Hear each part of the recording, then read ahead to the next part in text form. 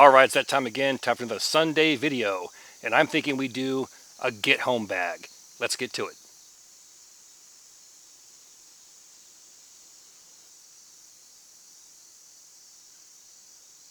About 5 or 6 years ago, I was living up in Washington, and when I was working a job up there as a certified welding inspector for a nuclear power plant that was being built in that shop, and the parts were being sent to Turkey Point, Florida for a nuclear reactor. And that was about 5 or 6 years ago. And so it's time for an upgrade. It's time to redo that. Since then, a lot of changes have been made to my kit, mostly due to weight and the keyword intent, which we'll talk about here in a few minutes. But I want to focus on a bag that will get you home. Now, when I say home, it can mean several different things. For me, when I hear that word, it means my actual home. Or it means to a safe location. Fire department, sheriff department, police department, highway patrol, someplace with a payphone, someplace that I can get Wi-Fi service, a hotel, somewhere else that's considered a safe area, safe environment from where I came from. Now, I just mentioned intent. Like every single bag that you put together, or car kits, RV kit, side-by-side kit, there has to be a specific intent with that. Just like plumbers go to work, they carry their bag of tools for plumbing. Carpenter, he's going to go use the 2x4s and do the framing on the house. He's not going to carry a welding machine because you're not going to weld wood. So his intent is to frame for that day. Now, my intent is to get home. I'm not out there doing survivaling. I'm not out there doing bushcrafting. I'm not going to go out there and build a log cabin. So a lot of these misconceptions of things you need to have are either done because of misinformation or because they're trying to sell you something. So I want to focus on, in my opinion, a scenario of I'm on a day hike, or my vehicle broke down 25 miles in a wildlife area, and I know there's no houses around there. I need to walk out. It might take a day or two. Flip side, I get no cell service. I can't call anybody. It might take a full day, 12 hours to walk somewhere where I can get a signal. At that point, that's a safe location. But I need to get from A to B as fast as possible, as light as possible, and cover my basic needs. So with that mindset, let's get to it.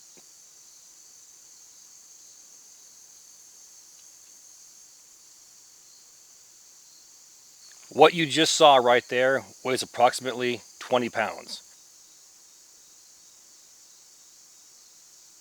And there's still room left in the pack. We'll talk about all these items here in a minute and the pack itself. Now, keep in mind a couple of things here. This is just an example of what you can carry. If you want to carry a hammock, carry a hammock. You want to carry a thicker blanket, or 2 blankets, or a wool blanket, or 3 tarps. Carry what you desire. This is just to give you an example of what you could carry and have it weigh 20 pounds or less. Now, back to the word intent. I can't stress this enough. We're not talking about the zombie apocalypse that we all wish will happen, but never will. We're not talking about escape and evade the government. Most channels on YouTube that talk about that have never done that. They never escaped and evaded from the U.S. government. So, you gotta take that with a grain of salt. The intent of this bag is to get you home, to your actual home, or to a safe location where you can get help. Wi-Fi signal, things like that. And in my opinion, a bag like this, with contents like this, should do just that.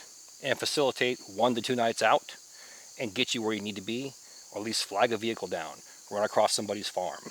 Now, the other misconception that's peddled around YouTube that I want to talk about is in most places in the United States, it's very hard to walk 30, 40, or 50 miles in one direction and not come across a logging road, someone's private property, some type of a hill where you can get a good vantage point, a farm, or even a town. So we're not talking about being dumped off in the Amazon somewhere. We're talking about United States, 20, 25 miles out somewhere, a vehicle breaks down, and you need to go get help.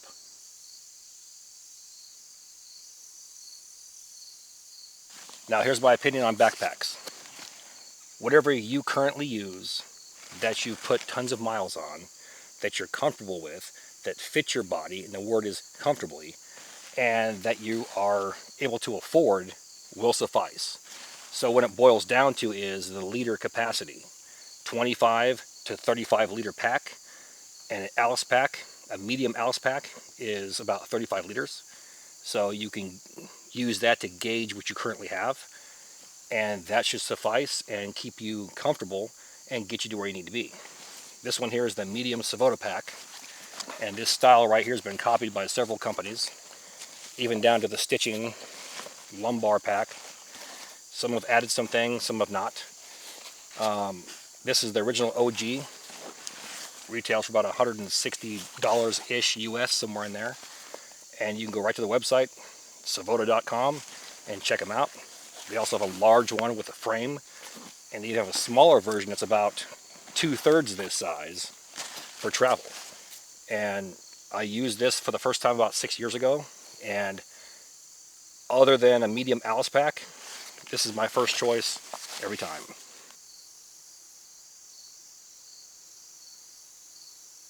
So everybody's seen this Victorinox Ranger Grip 79. This is the original one I bought, I want to say about 3.5, 4 years ago. And I still have it.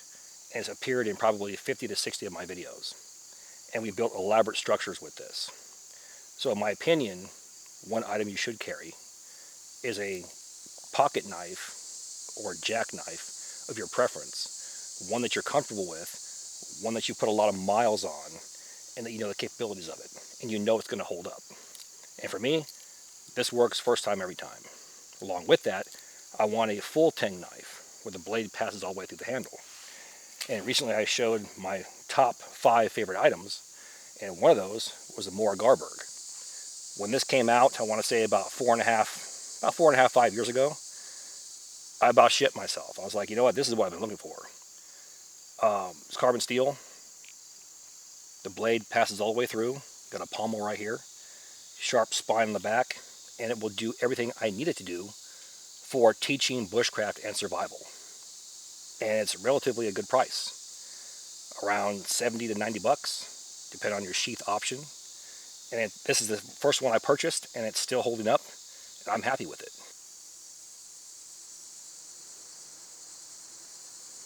Last thing is a good saw. Notice I didn't say an axe. We're not out there bushcrafting. If I have to cut something down that's bigger than 2 inches, that my pocket knife will not handle, I need some type of saw. And for me, it's going to be a Baco Laplander. For the sole purpose that the blade is forgiving. I've seen these things bend almost 90 degrees, and students get them and bend them right back, and they're back in the game. I used a Silky Gomboy for a long time, and I found that during the wintertime, the blade would get so cold, just bumping it would break teeth off, or the blade would shear off. So I was like, I'm going through blades, and the cost of a blade is actually one of these, and this will work. So why not just stick with what I originally started with, and that's the Baco Laplander. Let's go ahead and move on to our ignition sources and fire starters. 2 ignition sources. Instant gratification from a Bic lighter. First time, every time. I don't want to screw around. If I need a fire right now, I can do that. Next choice is going to be a ferrocerium rod. This will give me guaranteed spark. So between the both of these, I'm guaranteed flame at some point.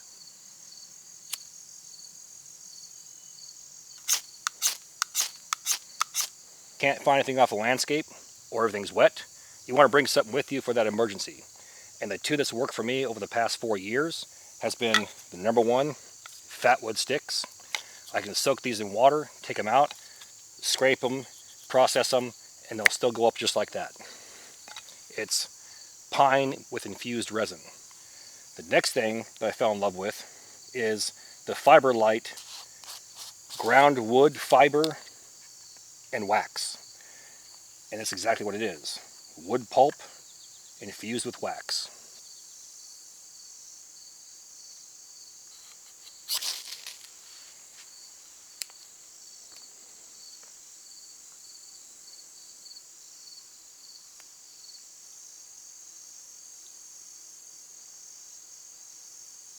We talked about this item a few weeks ago. It's called the Spool Tool. It's a nifty way of holding cordage of your choice, a mini Bic lighter, and a built-in razor blade right here. So as you take your cordage off, 3 feet, 4 feet, 5 feet, you can just slide it across that razor blade, cuts it right off, and then you can take this and just pack it away. What I like most about this is I can take 100 foot of cordage off, wrap it on here, and you can look at how thin that actually is, and just throw it into a cargo pocket or back into my pack. And it stays contained, or it's not going to go anywhere or unspool itself and make a gigantic mess. And with that, it's smaller than carrying a large roll of cordage. The bulk of any kit is going to be your sleep system. Now, I've shown this piece of kit about 10 months ago now, but it was a different color. The camouflage one we showed about 3 weeks ago. This is called the Light Sleeper. It is a military poncho liner that has a hollow tube on the inside where you can slide an air mattress or a foam pad or stuff it full of leaves or debris, and it creates a mattress. At the top portion, there's another hollow tube that you can fold down and stuff with clothes, leaves, or debris and create a pillow. It also has tie-outs that can be attached to a military style or an actual military poncho and create your lightweight sleeping bag. So this in itself is lightweight, and for, I want to say, late spring all through the summer and even early fall, it's perfect. Along with that, we just covered, we have a military poncho. For me, this is a must. If it starts to rain, I can put it over my body, over my pack, and I can keep walking. In the evening, if I don't want to attach it to my actual poncho liner, I can do what? I can make a lean-to. I can make an A-frame shelter. I can even make a plow point or a diamond plow with 3 points of contact and get underneath it. Along with that, we have a minimum of 4 plastic stakes. We've shown several times the reason why I prefer plastic is because it gives you another fire starter or fire extender option. By simply processing this down into shavings, you can light it with a spark from a ferro rod or just take a Bic lighter to it. The last thing I want to cover for a shelter system are trash bags. Trash bags do a lot more than waterproofing. You can stuff them full of leaves and then place them inside that hollow tube, or you can actually just stick them on the ground and lay on top of them. But having a sleep system like this gives you several options, and the best part is it's lightweight.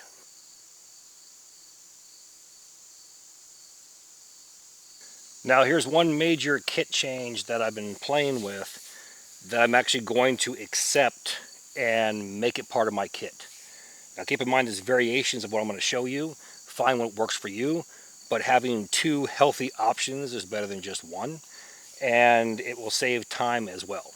And that is a way to disinfect water and a way to purify water. What's the difference? Well, I'm glad you asked that question. When you disinfect water, you are killing or rendering inert the viruses, bacteria, protozoas, and parasites. When you filter water through purification, you are removing the viruses, bacteria, protozoa, and parasites, along with specialty filters, radiation, pharmaceuticals, and petroleum waste.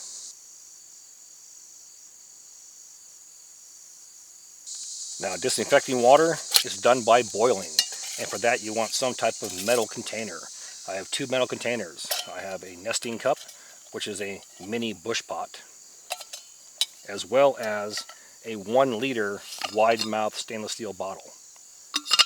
Both are well used and have been used. Throw in a fork or a spork, and you now have a cook set.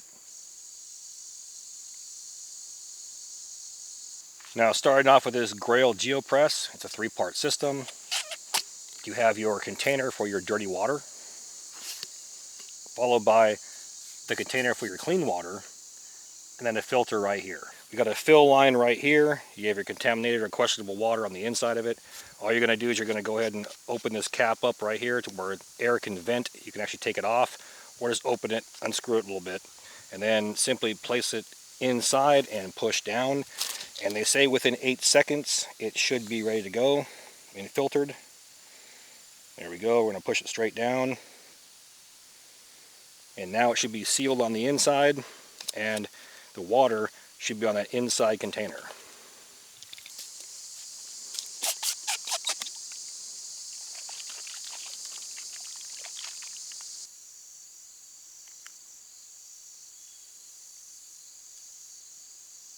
Downside to the Grail is that it only filters out 65 gallons. And then you got to change the filter. And I think it holds about 24 ounces. So unless you're keeping track on a notebook mathematically, how do you know when to change that filter? You don't. So be aware of that. Now, this next one is made by the American Red Cross.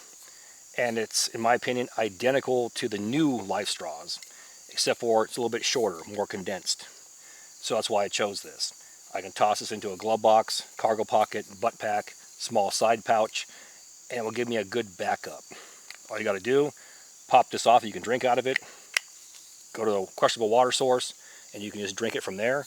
Or it has threads on the bottom that will facilitate a 20-ounce water bottle or larger. Let's say you found this water bottle out in the woods. Why? Because there's trash everywhere. Filled it up in a questionable water source, take your filter, screw it on there, and there you go. I drink water for what it is.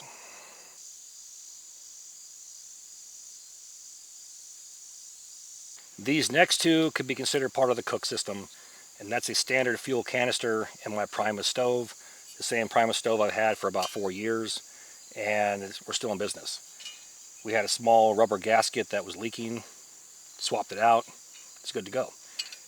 It's late summer, still hot, still humid. I might not want to get a fire going, a raging fire, further dehydrate myself, but I want to cook some food. I can disinfect water by boiling and cook the food at the same time.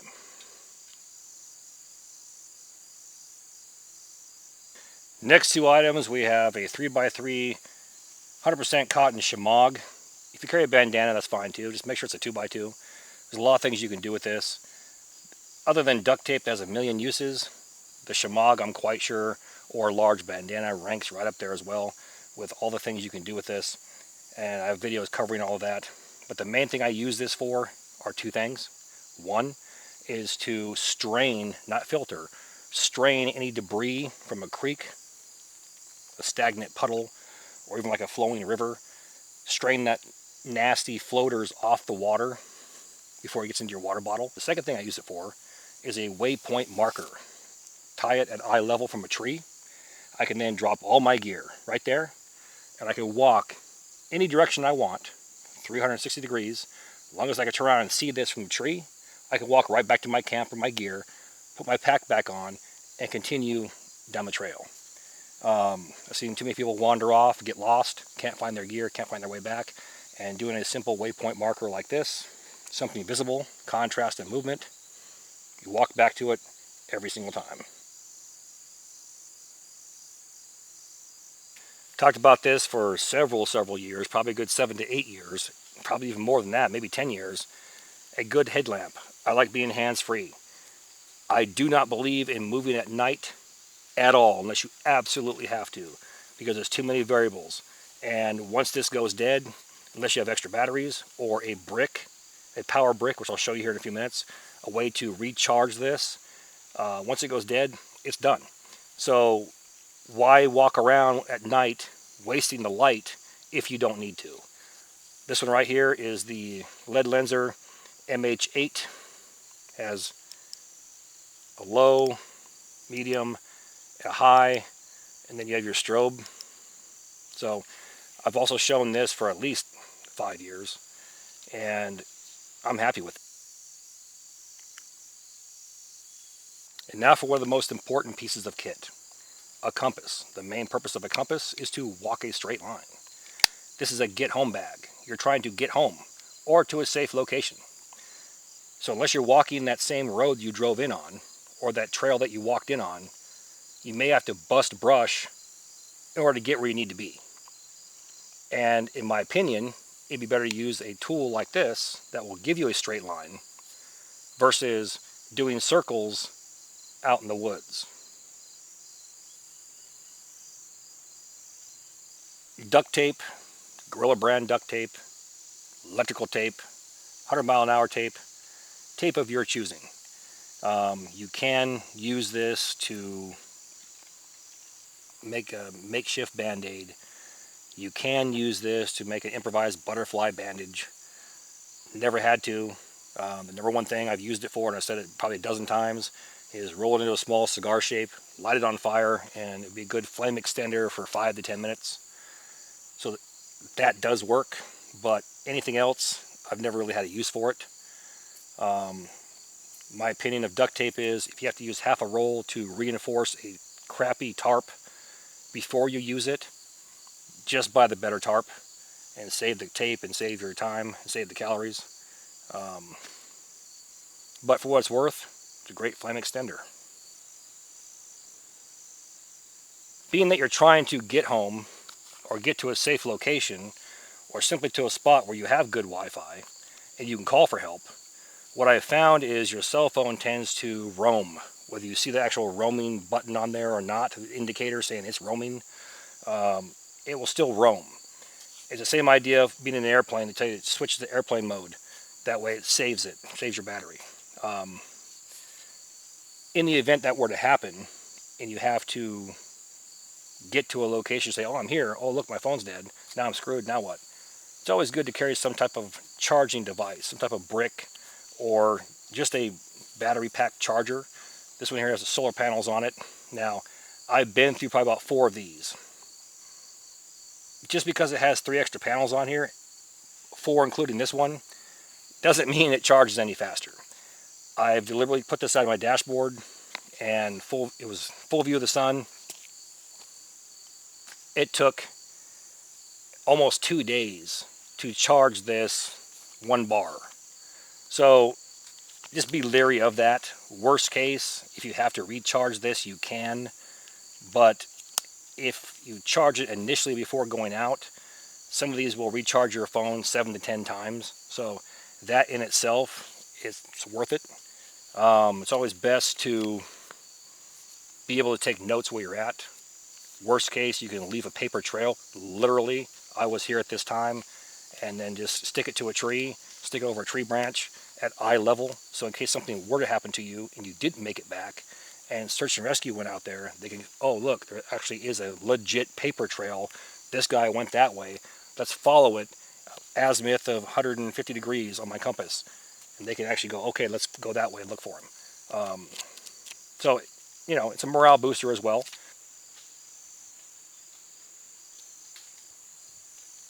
Having some chemical lights like this will do 2 things. 1, it's going to save your actual light. 2, it's going to mark your camp area, or it can actually mark an area that you're at. We talk about signaling for rescue if you're lost. You know, throwing a tarp out there, an orange reflective tarp, 3 X's on it, make X's out in the field somewhere, things like that. And, you know, theory is you can see it from a helicopter or airplane. Contrast and movement, you have an orange flag swaying in the breeze, you can spot that. But at night, how do you signal? You're not actively or passively signaling at night. It's dark. No one's going to see contrast and movement. No one's going to see that tarp out there. One thing you can do, pop a couple chemical lights. The high-end ones will last for between 4 and 8 hours. Just crack it, snap it, shake it up, and you can actually throw this out where your camp is into an open field, hang it off of trees that are visible from the sky, and if someone's looking through there with night vision goggles, it picks up light. They're going to see that light object out there, extremely white light. That could be a campfire. That could be somebody. they're going to hone in on that. And it's one way of actually signaling at night or towards the evening when, you know, regular things that aren't visible to the human eye can't be seen. All right, we're almost done. Next is hygiene gear. Now this is the absolute minimum that I'd roll with. I'm not worried about brushing my teeth. Is that always a good thing? Sure. I'm not worried about putting deodorant on. Is that a good thing too? Hell yes it is. But when it boils down to it, if I need to walk somewhere in 12 hours or even a day and a half, that's the least of my concerns. I want to address the immediate threat, and that's going to be some way to wash my feet, growing area, armpits, face, head, shoulders, knees, and toes. Get the bacteria areas clean and then dried out. And to do that, I'll use some version of wet ones. Now there's also these ones I saw that are dude showers, wipes, and then dude wipes. And it doubles as toilet paper. Now someone will say, that's not biodegradable, it's hurting the environment. Well, if you're lost or death is imminent and you're trying to walk out of there or die, the least of my concerns is burying a wet one, all right? They can bill me for it. But this will do 2 for 1. Drop a deuce in the woods, number 2, clean up. You can also wipe the bacteria off. Antimicrobial, and it says hypoallergenic, kills 99.999% of germs. So why not use this? Next, Tylenol or Motrin, your preference. You're hiking for a long time, might get a headache. There's nothing worse than having a migraine headache where you want to vomit and you're trying to walk around at the same time. Or maybe you are getting dehydrated and you're getting a headache. Just, you know, sucking down a quart of water, the headache's not going to go away. You might need something else to make it go away. Aches and pains as you get older, joint problems, things like that. I also tossed in some hand sanitizer. Not necessarily to keep your hands clean, although that's a plus, but it will also take off that bacterial layer. Also doubles as another fire starter. With the alcohol content inside here, you can flick it with your lighter or even sparks from a ferrocerium rod and it will ignite and you can actually burn a pile of leaves, get the fire started, and then go from there. Lastly, the most important thing, I learned this from the Marine Corps, is your feet. You're going to wipe them clean with your antimicrobial wipes, let them dry, and have a fresh pair of socks.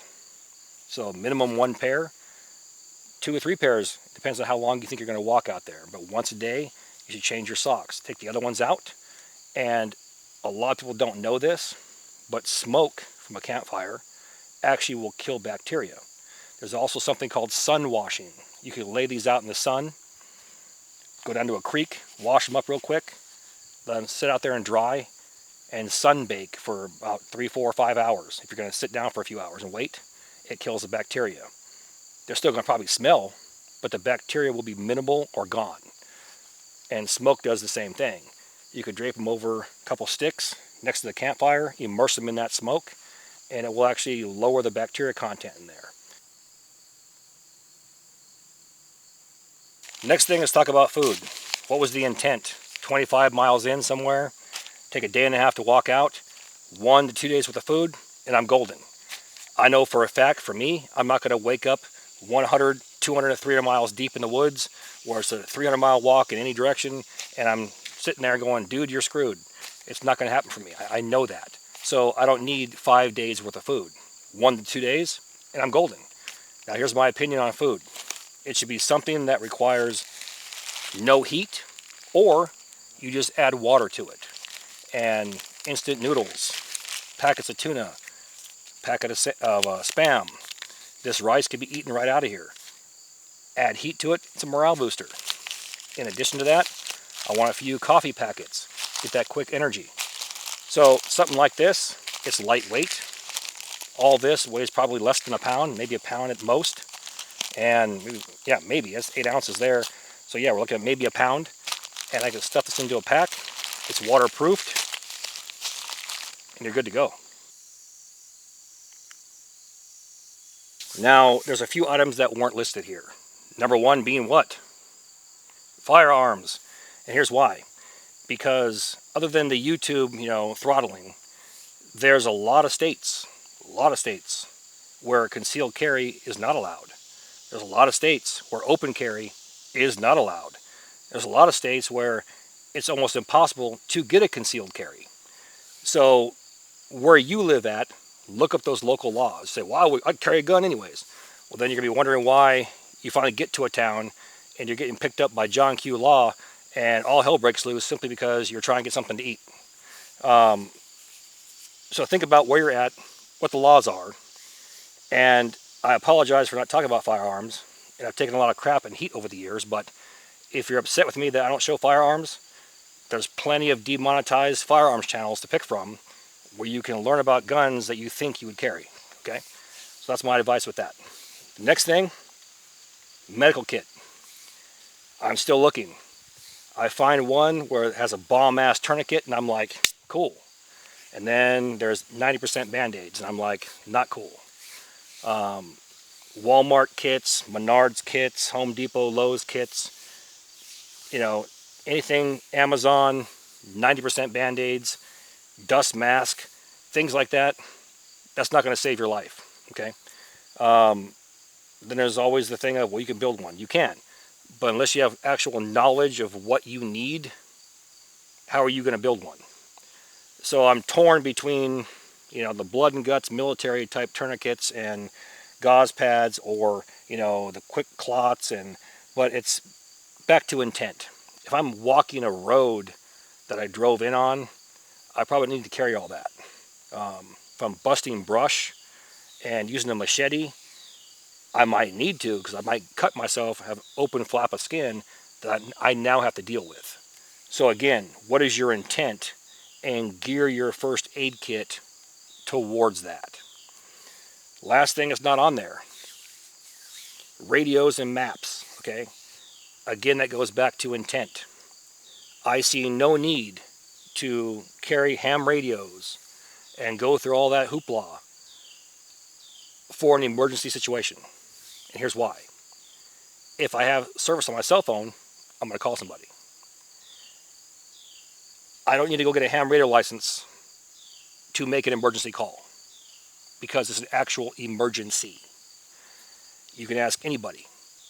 If it's a legit emergency, they don't care if you have a license for any type of radio system at all. You call for it, they investigate it, this is a legit emergency, this person's bleeding internally and almost died. You saved their life. So I'm not going to go spend the money, I'm not going to go buy all that stuff for something I'm never going to use in the hopes that I might have an emergency.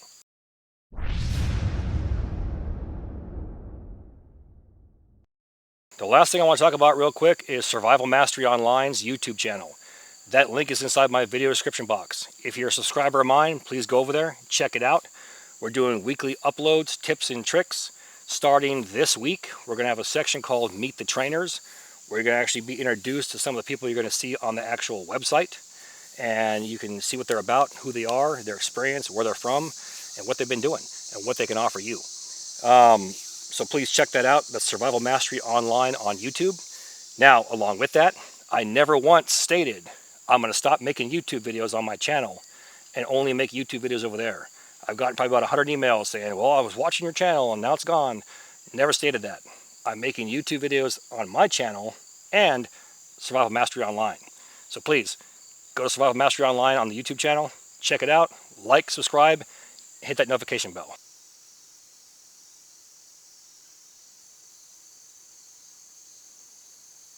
Let's go ahead and end this bad boy off. With that, all the gear in my videos can be found in two places. One, my Amazon affiliate page, and two, my Etsy store. Both links are found inside my description box. Now please do me that favor. Hit that like and subscribe button. Then ring that notification bell. Once you ring that bell, please select all notifications. And as always, thank you for your comments, views, and support. Thanks for watching. Get out in the field, have some fun. I'm going to catch you next time.